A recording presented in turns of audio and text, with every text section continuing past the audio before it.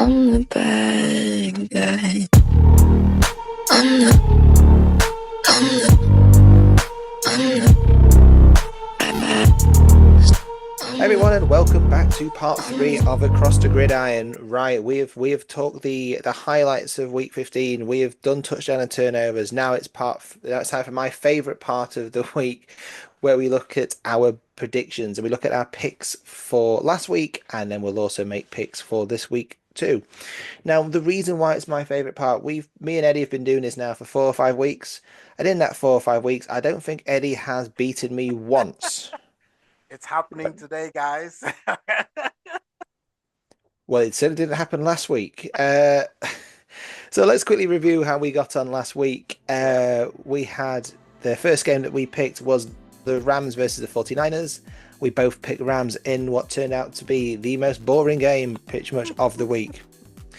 Now, the next one we had was the Cowboys versus the Panthers. Now, Eddie will always go with the Cowboys because he's unable to do anything different. I went for the Panthers just to annoy Eddie, but of course, the Dallas Cowboys actually won. So Eddie takes that one there. We then had Chiefs and the Browns, and despite Mahomes actually going off injured at some point during that game, he just got squashed under a load of bodies. So it'll be interesting to see how he picks up for this weekend. The Chiefs still chiefed, and they won, and we both got that one right. We both thought that the Dolphins would show up against the Texans in their must-win game, and we both got that wrong. Now, Eddie, you're going into this last game actually up 3-2. How are you feeling going into this last? I'm feeling very, very confident, right? I'm feeling confident. I think this is it. I think this is. But then the problem is the last game we had was the Lions and the Bills, and you picked the Lions and I picked the Bills. So there we go. So we actually drew week 15. It was we got 3 right each. So almost. You were so close, so near, yet so far. I came back with that last minute winner in injury time just to steal that point at last minute equaliser. So that takes us overall to Eddie. You have a massive 18 right, but that's nothing compared to yours truly. Still 4 games ahead with 22. Now we're going to pick another. Come on. Hey, it's a big week now coming into this. We've got another 5 games to pick for you. Yep. Yeah. And again, for people just to see behind the script, Eddie picks all these games. So Eddie could pick absolute bankers for himself, which he never seems to do. Okay, so let's see if you can bring it back this week then, Eddie. So the first match that you have picked, now we spent a lot of time talking about the Minnesota Vikings in part 2, and we talked about how they could potentially be contenders for the first seed in the NFC. Now they are away to the Seattle Seahawks. Eddie, where do you see this one going? Vikings. Geno Smith's hot. I think the Seahawks magic is running out. Vikings by 10. Wow, you're even going for the actual amount they're going to win by. That is very brave, Eddie. Very brave. I admire it. Now I'm also going for the Vikings. I'm not going to tell you how many they're going to win by because I'm not crazy. But yeah, look, I think the Vikings we talked about, they've got that momentum. Seahawks lost last week. The only thing that's digging at me is the fact that the Seahawks need to win this. Yeah. Vikings are confirmed. The Vikings are there. I think they're going to look. They've got that first seed, second seed in their sights. But at the end of the day, they can. But I suppose the thing is for the Vikings, they almost have to win this as well, because if they don't win, if they do lose the game, it's not about just coming, okay, we could go from third to first. This is if they don't win that division, they're going to be the highest they can finish is 5th in terms of the seeding, right? So they have to go up for it. So I'm also going for the Vikings as well. So moving on to the next game, this is the obligatory section where we talk about Dallas Cowboys. Nobody else wants to hear about Dallas Cowboys apart from you, Eddie. But they are at home. They host the Tampa Bay Buccaneers next week. Where do you see this one going? Cowboys playing at home. Cowboys are back. The Bucs win this game. Absolutely. Yeah, I'm not even going to try and argue that one. Look, the Bucs are just, I think they are playing some really good stuff at the moment. They're in really good form. Baker Mayfield's found a home, massive redemption story, throwing his body around, making plays. He's in hot form. You've got Mike Evans looking great, Hall of Famer in the making there, against a Cowboys team who just don't know what to do with themselves. Do they want to win? Do they want to tank? Make your mind up. Tank You properly this week, guys. tank properly Tank this properly. week. Tank properly. That is what your loyal fan base is telling you to do. So yeah, I'm going for the Bucs with that one as well. So Eagles Commanders. Eagles away to the Commanders. I mean, Washington looking good. The interesting thing I've noticed about this game is that the TV in America have flexed this game up to a better TV spot. Yeah. They've and the team they've got rid of, the Miami Dolphins. They've bumped the Miami Dolphins and Chicago Bears, I think it is, to Browns, sorry, the Miami Dolphins versus the Cleveland Browns. They've bumped that for this game. And to be fair, I completely agree with them. So who have you got for this one? Eagles lock it up. Hurts puts up 250 total yards, 2 touchdowns, book it. Go to the casino and book this. Because I think that the Eagles lock this one up against the Commanders. They're too good. I know it's a divisional game and it was close last time, but they're gonna win. Yeah, as we've been saying, the Eagles can't take the foot off the gas yet, can they? There's still too much to play for in the NFC. If it was the other way around and it was the Chiefs, and you think, okay, well, they've pretty much locked up their first seed, it might be time to start to resting players. Eagles can't do that yet. So again, I'm going with you on that one. So I'm just making sure you can't beat me. So our fourth pick is the Steelers, who are traveling to the Ravens. Now, this is a close game to call. This is a big game. This is one. This is the one. Go on then. Who are you picking for this one? I trust Mike Tomlin. I've been saying it. I trust Mike Tomlin. I don't know if the Ravens have figured out, what they want to be. One game, Lamar is throwing for 5 touchdowns. The other game, he's not. So I'm gonna go with Tomlin. I think this is they play the Ravens very close. So I'm gonna go with the Steelers on this one.